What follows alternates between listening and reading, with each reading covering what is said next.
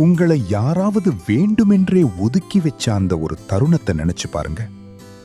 ஒரு கூட்டத்துக்குள்ள நீங்க பேசும்போது உங்க வார்த்தை காற்றுல கரைந்த மாதிரி யாரும் கவனிக்காத அந்த நொடி, நீங்க அனுப்பிய மெசேஜ் பார்த்தும் பதில் வராத அந்த குளிர்ந்த அமைதி, நீங்க உயிரை கொடுத்து இருந்த உறவுல கூட உங்க இருப்பே ஒரு பொருட்டில்லாத மாதிரி நடந்துகிட்ட அந்த நச்சு தருணம், அந்த நொடியில உடம்புக்குள்ள என்ன நடக்கும் தெரியுமா?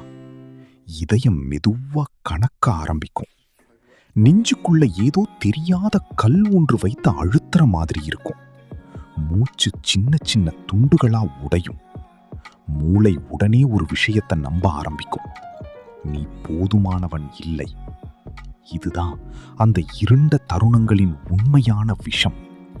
அவங்க உங்களை காயப்படுத்துறதில்ல, உங்களை நீங்களே சந்தேகப்பட வைக்கிறாங்க. இந்த உலகத்துல பெரும்பாலான மனிதர்கள் ஒரு மிக கொடிய தவறை செய்து கொண்டிருக்கிறார்கள். யாராவது தங்களை புறக்கணிச்சா உடனே இன்னும் அதிகமா அன்பு கொடுக்க முயற்சிக்கிறார்கள். யாராவது தள்ளி நின்னா இன்னும் அருகே போய் நிற்க முயற்சிக்கிறார்கள். யாராவது மதிக்கலனா தங்களை நிரூபிக்க ரத்தம் சிந்துகிறார்கள். ஏன்னா சிறுவயதிலிருந்து நமக்கு ஒரு விஷயம் கற்றுக் கொடுக்கப்பட்டிருக்கு. நீ நல்லவனா இருந்தா எல்லாரும் உன்னை ஏற்றுக்குவாங்க. ஆனா மனித உளவியலோட கொடூரமான நிஜம் என்ன தெரியுமா? இந்த உலகம் நல்ல மனசுகளை மதிக்கிறதுக்கு முன்னாடி அவர்களின் எல்லைகளை சோதிக்கும். நீங்க எவ்வளவு தாங்குவீங்கன்னு பார்க்கும். நீங்க எவ்வளவு தாழ்ந்து போய் அங்கீகாரம் கேட்பீங்கன்னு அளந்து பார்க்கும். ஒரு மனிதன் உங்களை தொடர்ந்து புறக்கணிக்கிறான் என்றால் அவன் வெறுமனே பிஸியா இல்லை, அவன் உங்க மன அமைதியின் மீது அதிகாரம் செலுத்த முடிகிறதா என்று சோதிக்கிறான். நீங்க உடனே பதற்றமா, நான் ஏதாவது தப்பா பேசிட்டேனா, ஏன் இப்படி செய்யற, என்ன ஆச்சுன்னு கேட்க ஆரம்பிக்கிற அந்த நொடியிலேயே நீங்க உங்க அதிகாரத்தை அவனிடம் ஒப்படைக்க ஆரம்பிச்சிட்டீங்க. ஏன்னா உங்க மனநிலையை இப்போ அவன் நடத்துறான். அவன் ஒரு மெசேஜ் அனுப்புனா நீங்க சந்தோஷம், அனுப்பலனா நீங்க சிதறல்.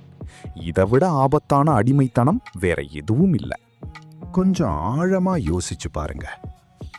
ஏன் ஒருத்தரின் கவனிப்பு கிடைக்கலன்னா நமக்கு இவ்வளவு வலி? ஏன்னா மனித மூளை நிராகரிப்பை ஒரு சமூக மரணமா எடுத்துக்கிறது.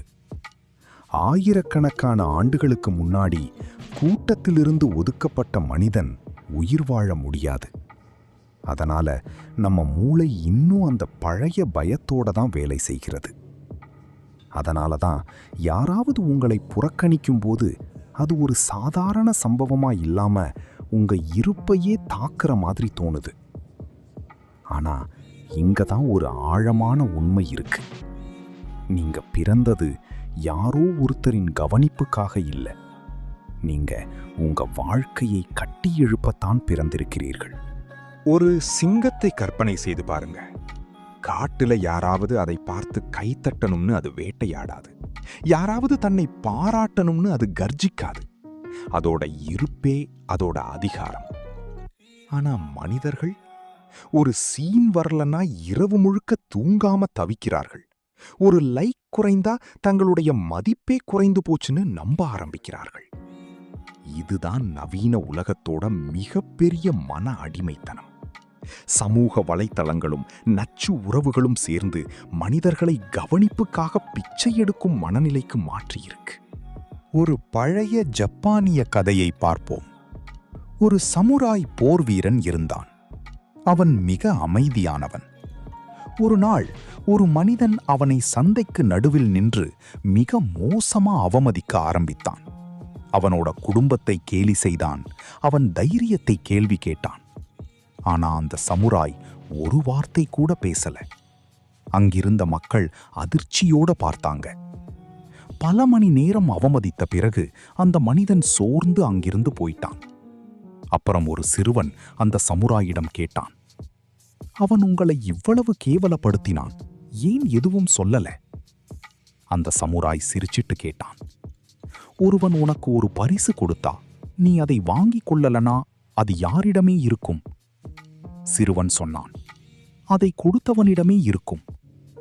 சமுராய் மெதுவா சொன்னான், அதே மாதிரிதான் அவமதிப்பும். இந்த உலகத்துல சில மனிதர்கள் உங்க கவனத்தையே உணவா சாப்பிடுறாங்க. அவங்க உங்களை நேசிக்கவே மாட்டாங்க. ஆனா நீங்க அவங்கள நினைச்சு தவிக்கிறீங்களா என்பதை மட்டும் கவனிப்பார்கள். ஏன்னா அதுல தான் அவர்களின் ஈகோ உயிர் வாழுது. நீங்க அவங்கள மறந்துட்டு உங்க வாழ்க்கையை கட்ட ஆரம்பிச்ச அந்த நொடியில அவங்க அமைதி குலையும். ஏன்னா இப்போ உங்க வாழ்க்கையின் மையம் அவங்க இல்ல. அதுதான் அவர்களுக்கு சகிக்க முடியாத தோல்வி. நீங்க ஒரு விஷயத்தை புரிஞ்சுக்கணும். உண்மையான அதிகாரம் என்பது யாராவது உங்களை காதலிக்க வைப்பது இல்ல. யாராவது உங்களை விட்டு போனாலும் நீங்க உங்களை இழக்காமல் இருப்பது. அதுதான் உச்சமான மன வலிமை. பெரும்பாலான மனிதர்கள் தனிமையை பார்த்து பயப்படுறாங்க. அதனால தான் தவறான மனிதர்களை பிடித்து தொங்குகிறார்கள். ஆனா தனிமை ஒரு சாபம் இல்ல. அது ஒரு உளவியல் பரிசோதனை கூடம். அங்கதான் நீங்க உண்மையில் யார் என்று உங்களுக்கே தெரிய வரும்.